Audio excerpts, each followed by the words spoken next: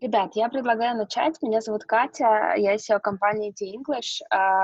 У нас все преподаватели, которые преподают английский, имеют самый разный опыт работы в IT. И Марина, она занималась разными штуками, и QA, и Customer Support. Сейчас она работает проект-менеджером. Сегодня она будет говорить о коммуникации на проекте. Надеюсь, что это будет релевантно не только PM, но всем людям, которые вовлечены в работу в команде. Вопросы вы можете задавать в чате. Мы сильно боимся нарушить тайминг. Вот такой наш тайный страх. И поэтому мы будем координировать этот процесс. И у нас обязательно в конце будет Q&A session. Марин, передаю тебе просто управление, делаю тебя организатором.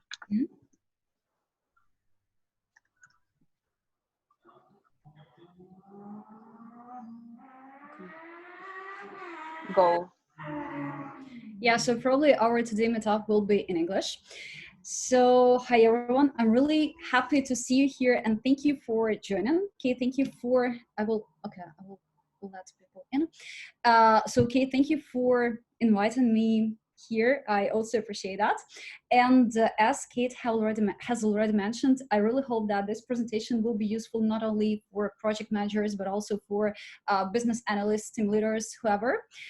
So let's start. Just let me share my screen right now. I'm going to...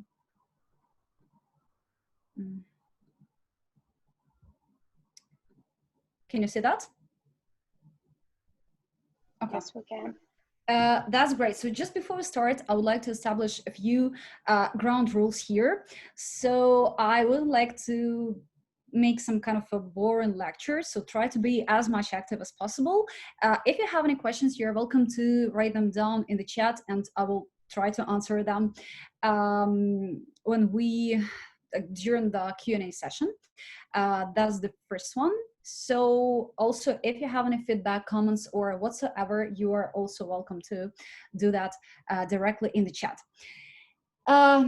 So just a few words about me. As you may have guessed, my name is Marina, and currently I'm a speaker and a teacher at T-English.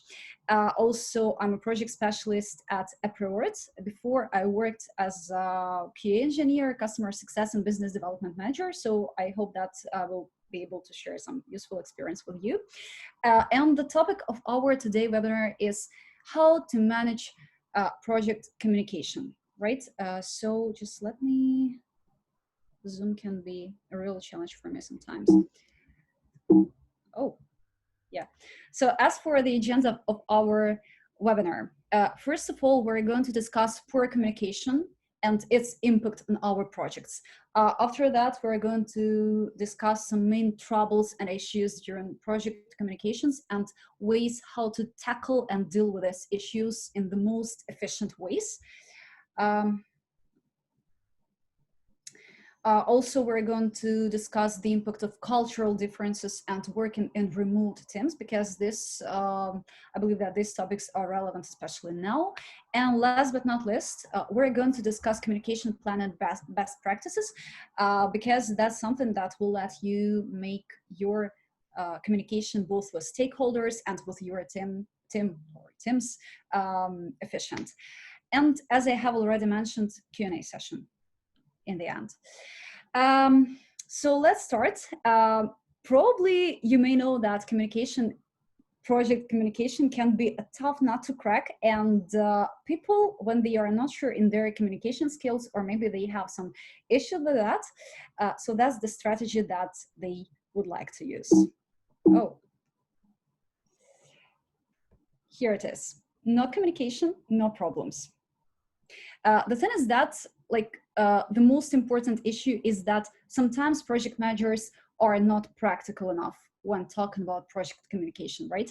And also, one thing that we need to bear in mind, we always need to do that, is that people would like to communicate in different ways, right? So we perceive information in different ways, and the way you communicate both with your stakeholders and your team will depend on various factors, right?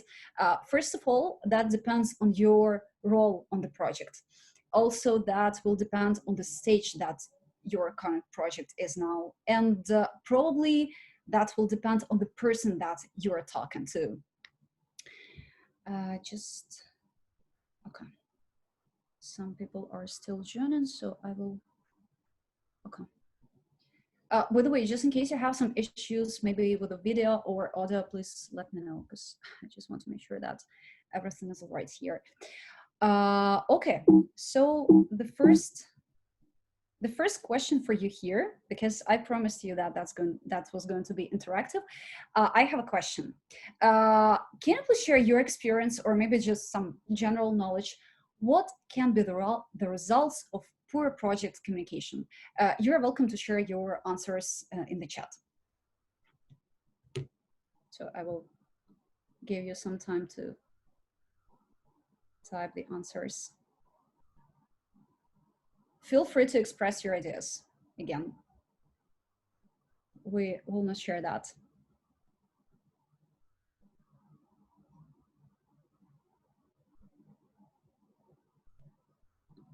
Or if you want to express your opinion, you're also welcome to raise your hand, so we could also discuss that.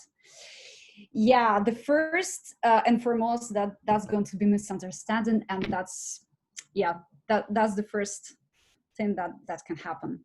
And as a result, that can lead to even much more negative consequences. Any other ideas or suggestions? Okay, so let's go further. Okay. As you may see here, poor project communications may lead to different results, right? So as we have already mentioned, that can be misunderstanding. Maybe misunderstanding around project goals or maybe objectives. Also, we can miss deadlines, and the motivation and productivity levels of your team may decrease significantly. But it can also lead to much more negative consequences. So basically, this can be failed projects. The reasons for poor communications must be different. They will be different. So from my experience, I would say that these are mostly being overwhelmed by the project, and maybe in some cases inability to resolve some conflicts or maybe issues with the customer, right? Also, I remember the case, and also that's something that I would like to share with you. So let's imagine that you've got a customer who's a frequent complainer, and this person can find faults in everything that you do, in everything your development team does for the project. So as a result, you just choose to avoid this person. And yeah, I think that's probably the most the easiest solution here, but that's not something that we need to do, because in a short-term perspective, this will lead to maybe disengaged customer who will not be able to communicate with you effectively. And yeah, people are still joining, and I'm like, just want to be here. Okay. So, and actually that can also lead to failed project, because this person will definitely not be a project champion. This person will distract other people and maybe leave even negative feedback, not only about you and about your team, but also about your company in general.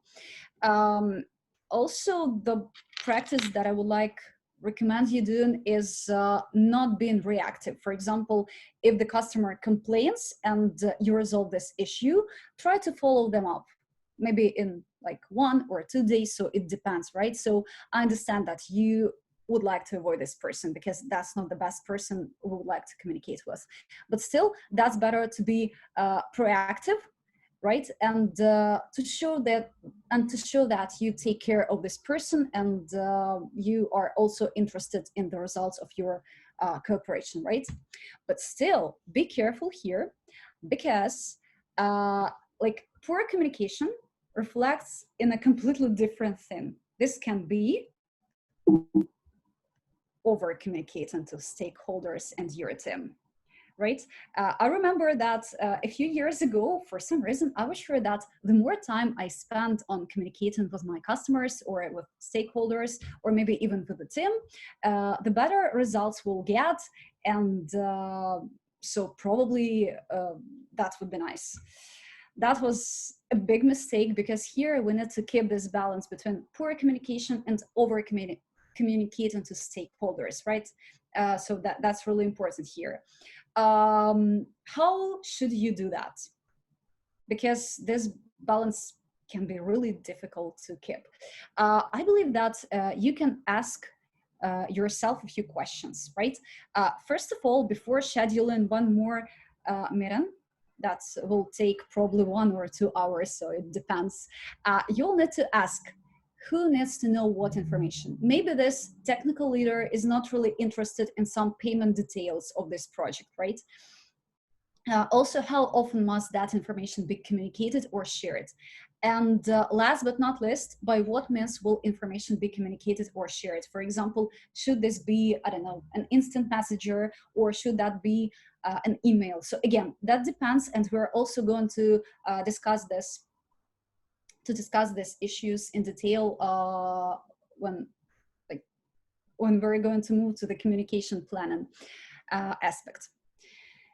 Okay, so in a nutshell, the goal, like how to keep this balance, the goal is to communicate efficiently and effectively, but not constantly, and without taking the time away from getting the work of the project completed. So this should be kind of a ground rule of your communication management. That's difficult to master, I agree, but I believe that we can use all the tools that we know about in order to improve our skills here. Okay, and as I have mentioned previously, we're going to discuss a few issues that can occur during communication management. The first issue here is that people perceive information differently, right? So it like the way you communicate to people doesn't always depend on the role, but it will always depend on the person. So for example, some people are more visuals than others. Some stakeholders would like to receive, I don't know, maybe some brief from you beforehand, before the meeting, and have time to digest that, and maybe to discuss that with one of their teammates. Some people would like to discuss all the issues at the meetings, directly in the meeting, right? So the thing is that if you choose only one way of communication, probably you will just engage one type of stakeholders and not all of them. So try to do that during your communication planning.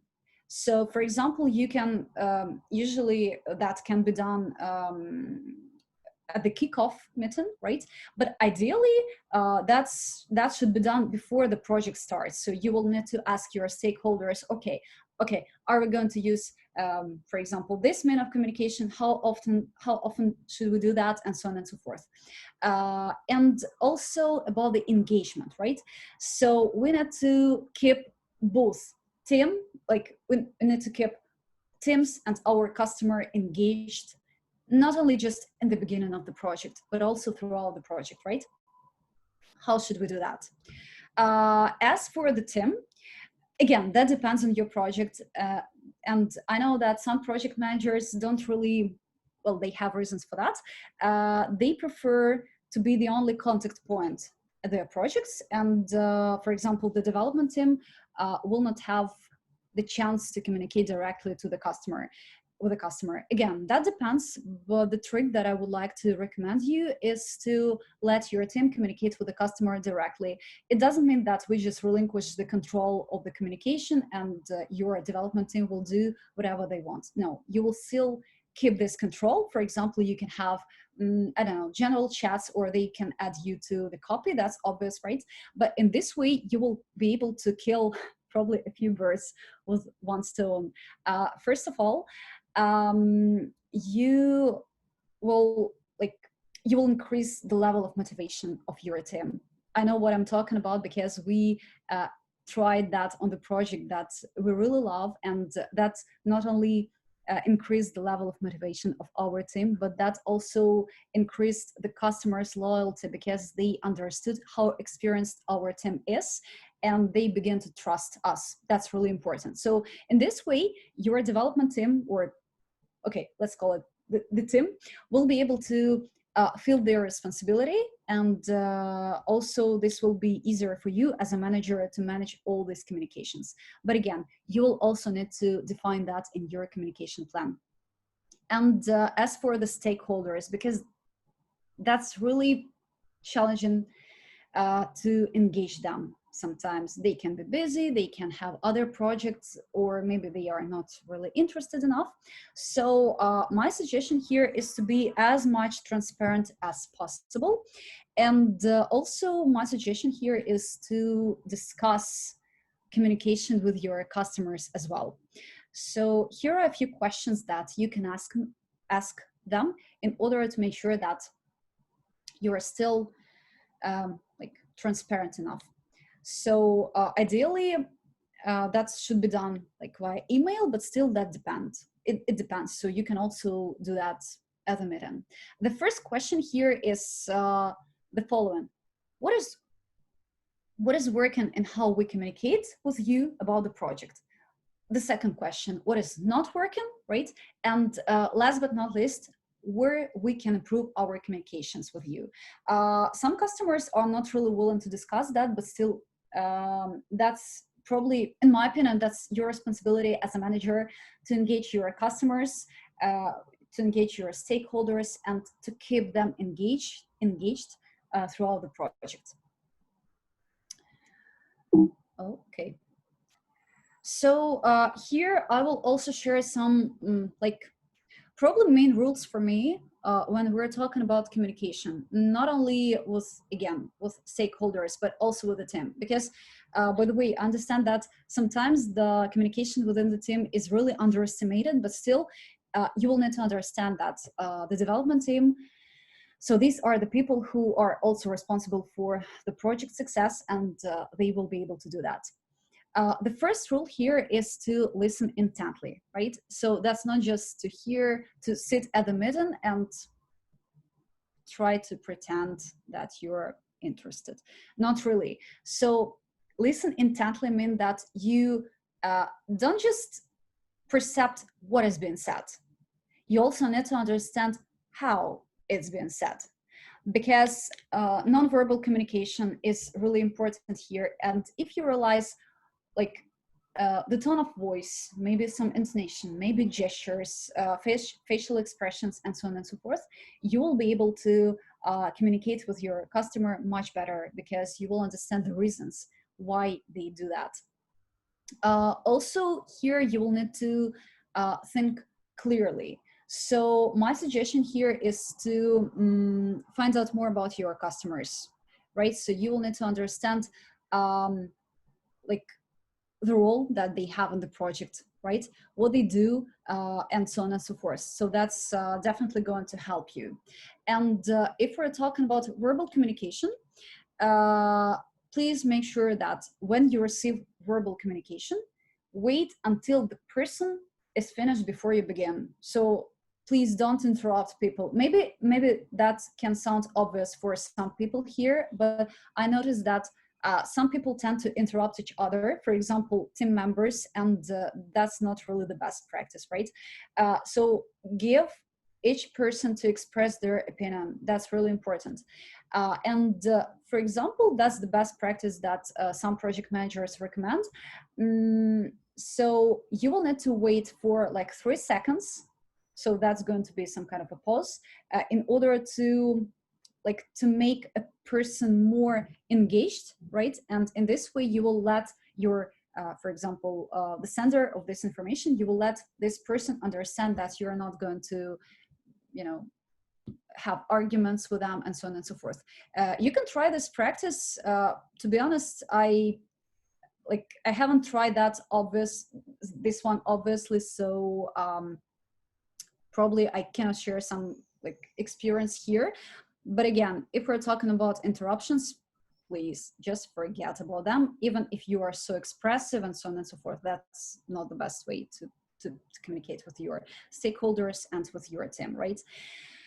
What else? If we're talking written communication, and this one, make sure that you notice who else have received this communication, and try to note some like information from the previous correspondence, right? So this will help you to identify the context of the message. Again, this recommendation may sound obvious here, but still I noticed that people don't really pay much attention to that. And a lot of misunderstandings occur when people were just, they did have enough time to read all this chain. So that's the main issue here. The next one, discuss openly. Again, be as much transparent as you may be here, and try to keep the balance between discussing everything and not discussing anything. So not every message needs to be discussed, right? Some messages here are clear, concise, so no follow-ups are necessary here. Okay, so we are going further. The next one, and probably that's, oh, sorry, I didn't mention one more aspect here for open discussion. Some managers forget about that. So if we're talking about transparency, you will also need to answer all the messages that you have, because like the communication is not considered to be finished if that's not confirmed by an action or maybe by some words. For example, if you receive some general information, you're welcome to say just thank you. In this way, you will be able that you got this message, right? And also your team and your stakeholders do not really understand that you know that you appreciate this information. The manager who's just the black hole in communication is not effective at all. So your team and your stakeholders will need to understand that you received that, because in this way you will encourage them to share them other information in the future. The next aspect here is to develop empathy. That's, in my opinion, that should be number one here, because that's one of the most important aspects in communication. And I believe that this topic deserves a separate presentation. Unfortunately, a lot of people forget about their empathy, and they are not really willing to understand why, like understand the reasons for this or that kind of behavior. So that should be the first thing to develop, because in my opinion, that's the key to success. Even if you know all the rules for effective communication, but you're not empathetic enough, that doesn't worth anything, really. So just in case you're interested in this topic, please let me know. I will be really happy to share some information about that. And last but not least, respond quickly to needs. Again, this should be your ground rule. For example, if we're talking about the first four here, so they are mostly for perceiving some information, but this one is about acting.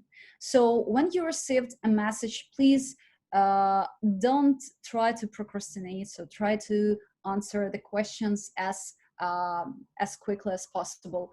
I understand that some things should be checked first. So if you think that, okay, I will need to check that first, please let your stakeholders or let your team know that you have received this message and you are currently working on its resolution, right? Or for example, if the issue is critical and the customer is emotional, so you're not really sure what to do, please try to, for example, to create a draft of the response and put it aside for a few, like it depends, let's say for a few minutes. So go drink some coffee. In this way, your brain will generate some more ideas. And once you come back to that, you will be able to check whether that was an effective solution or not. So try to respond as quick as possible, but again, try to be sensible about that. Okay. Kate, it's so difficult to be a host, really. Okay, Sorry. so no problem. Okay, so actually we're moving to one of the most like important aspects here. So that's the communication plan. And I have already mentioned a few aspects that should be included here. I believe that all the projects should have this communication plan, especially large ones, because that's so difficult sometimes to understand who I need to communicate to, who is the responsible person, what means of communications should be used, and what applications should I install, right? So you may also list all this information in communication plans. By the way, that should be, they can be like simple ones and they can be kind of extended ones. So it depends on the complexity of the project. That's the project. So that's up to you. In my opinion, here are the main aspects that you will need to include into your communication plans. So first of all, with whom you will communicate. For example, that's going to be, I don't know, project management board or a leadership team, or, you know, the topic. So what will be communicated? For example, the status report on project.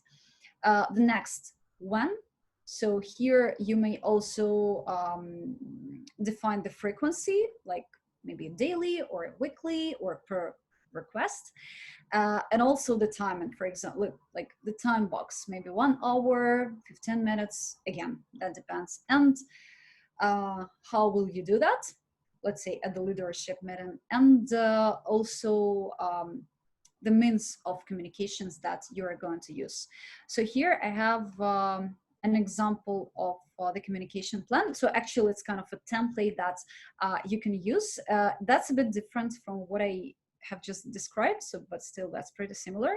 So here you can see that that's a simple one, and it will not take much time to create that.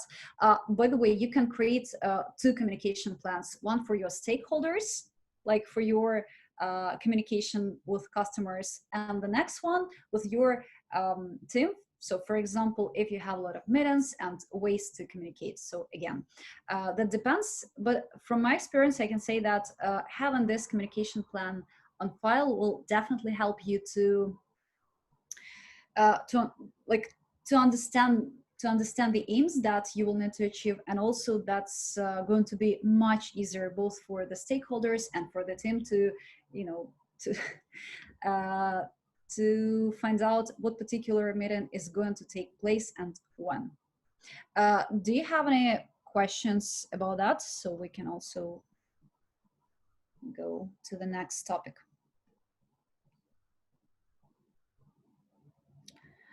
Okay, so if there are no questions at that moment, we can discuss one more aspect that I have prepared for you.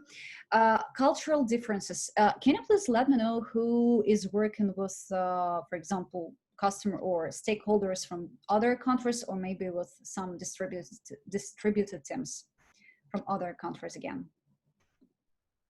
You can just put the plus in the chat.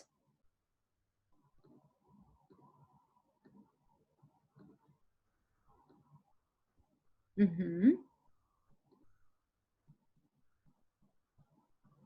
Yeah, a lot of. Okay.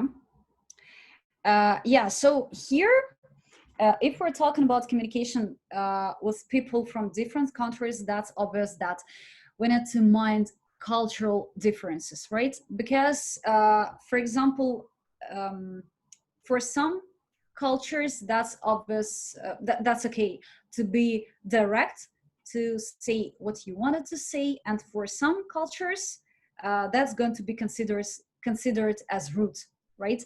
And be careful with your facial expressions, with your with the words that you're using, even with your gestures, because again, in some cultures that's going to be considered as irrelevant, rude, or impolite. So when you start working with customers from another country, you're welcome to study some resources. That's what I do in order to understand the cultural differences, and, you know, not to make some mistakes and not to offend not to offend the customers, because that's not something that would be pleasant to do, I think.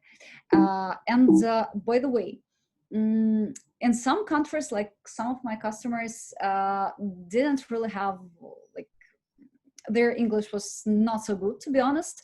So there are a few tricks that you will be able to use when you see that, okay, the customer, it's pretty difficult for them to use English at the meeting, right? And in order to avoid misunderstandings, so I prepared some tips for you.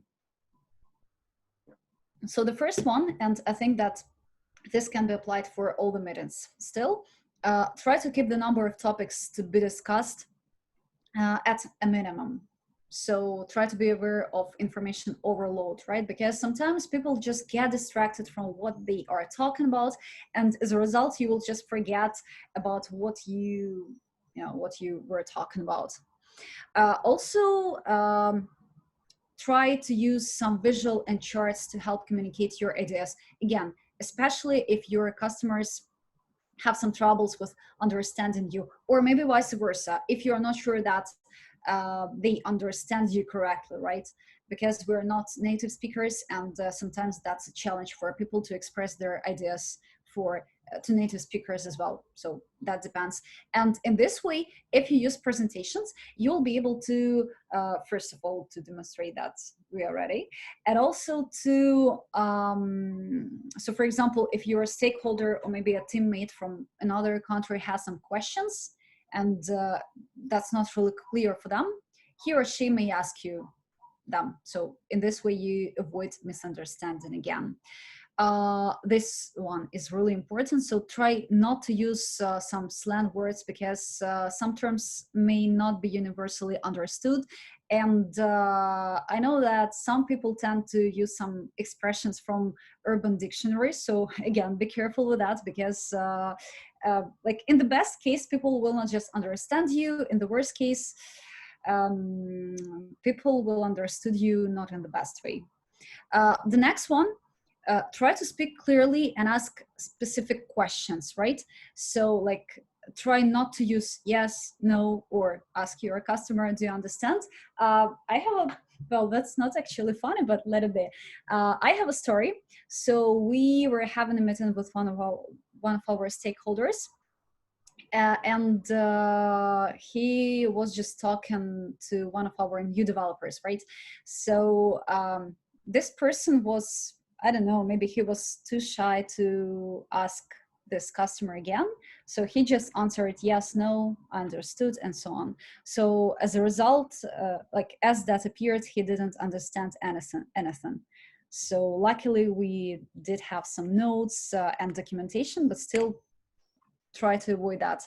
If you see that, if you notice that you don't really understand what your teammate or maybe your stakeholder is trying to explain to you, you're welcome to ask like follow-up questions. As far as I understand, you mean that, or did I understand you correctly that we are going to do this, this, and this, right? So try to rephrase their questions, and in this way you will get, first of all, you will get better understanding, and secondly, the stakeholder is going to will feel that you are listening to them. And last but not least, be aware of some nonverbal cues from the stakeholders, right? And your team again. As I have mentioned previously, nonverbal communication is also important, right? So if you notice some facial expressions from your, from your stakeholders, or maybe some gestures, or maybe they don't say anything, maybe they didn't understand you. So try to rephrase your questions, not to, please don't ask them, do you understand? Because all the people will say, yes, we did, but we didn't. So be aware of that, and try to keep track on these issues. Again, that's just a matter of practice, and that's the skill that we can develop. So that shouldn't be a big issue. That's just probably continuous improvement. Okay. And one more aspect that we're going to discuss today will be communication for remote teams, because I know that a lot of companies work with remote teams, like they are distributed, right? But here probably everything is working remotely right now. Okay, that can be a real challenge, I would say. But if you organize all the process correctly, that shouldn't be an issue again. So here are a few tricks for you. The first one that I can recommend you doing is using the camera during meetings.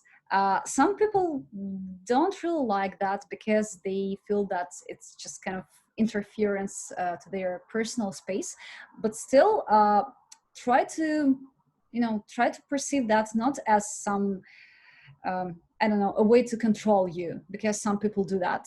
Not really. I understand that when we started using cameras with our teams, to probably the level of communication improved, and like that's better when you can not only hear this person, you can also see him or her. So that's easier because, again, nonverbal communication helps here. Also, I would suggest having a communication plan. So you will need to share what particular information you're going to use and what means of communication you will use. For example, you can say that, okay, we're going to use email for some general information, right?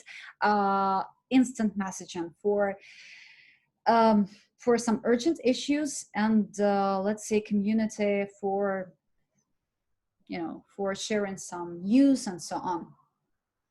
Also, you can discuss communication response times, because that's an issue that a lot of teams come across, especially when working remotely. So this can be kind of, SLA that some companies have. Let's say you're going to have, for example, 3 hours for emails or 24 hours. It depends on the company. Let's say 1 hour for emergencies and so on and so forth. But just remember to keep in mind time zone differences, just in case you have them, holidays and vacations time. And also you will need to mind the timing, because again, that's the problem that a lot of teams have. The timing should be limited, because anyway, people have other tasks, and if your meetings take too much time, it will just make people disengaged, and it will not engage your team, and this will decrease the level of their productivity and motivation. And by the way, if we're talking about remote teams, you can also try to practice some like informal events. Again, that depends on your team. But still, we tried that with one of the teams that I'm currently working with, and that was really beneficial. So if you wish, and if they do, you can also try that with them. Okay. So just let me remember, probably I've just, okay. Yeah. So as a conclusion, I would say that good communication requires proper planning. That's the first, and you will need to do that first and foremost, right?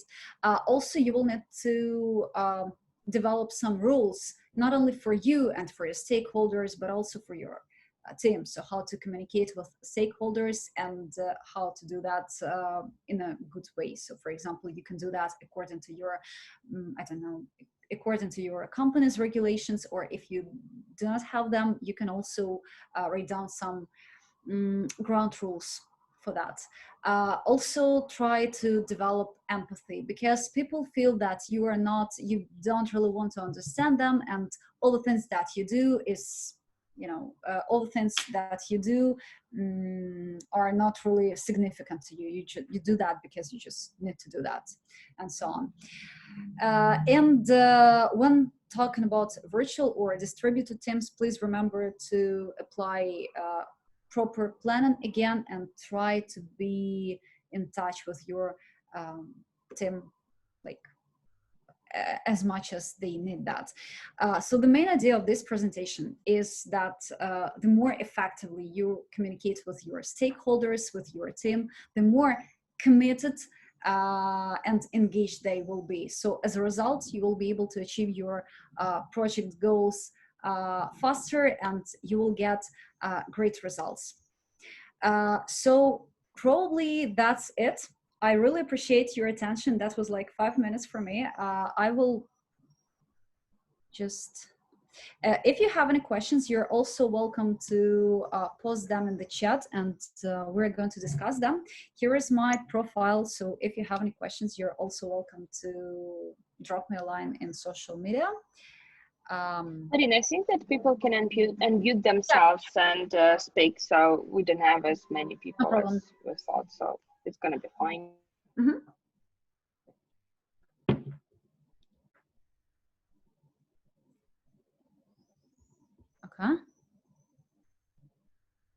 Okay. So here we have a nice question from Evgeny. Can you tell us a bit more about developing empathy? So first of all, we will need to, thank you for your question. That's really useful and helpful here. So empathy is the skill that should always be mastered. Empathy is probably something that will enable you to understand why people do this and not this. So that's the reason for their behavior. I would say that first of all, you will need to develop your emotional intelligence, because that's something that will, again, help you understand why people behave in this particular way. There are a lot of aspects in emotional intelligence.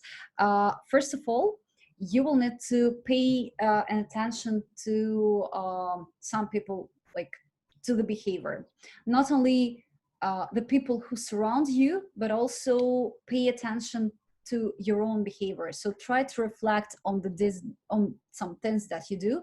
Try to reflect on your own behavior and try to understand the reasons why you decided to take this or that decision. So that's the first step in developing this skill. I believe that if you need to understand other people, you will need to understand you first. So probably, yeah, that's the most important thing here. Thank you. Any other questions? Maybe you have some about, I don't know, project communication planning or anything like that. I would be really happy to answer that.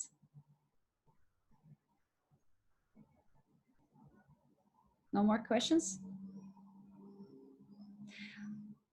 Okay, so if there are no questions, I really appreciate joining us today, and thank you for your attention. I really hope that this presentation will be useful, and there are some things that you will be able to apply on your projects. Again, this was just some brief introduction, because that's a topic that we can discuss during a long period of time.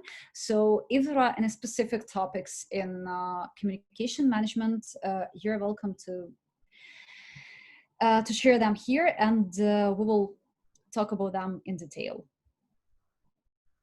Okay, thank you then. Have a nice evening and see you. Bye. Thank you, Marina. Thank you. Bye-bye.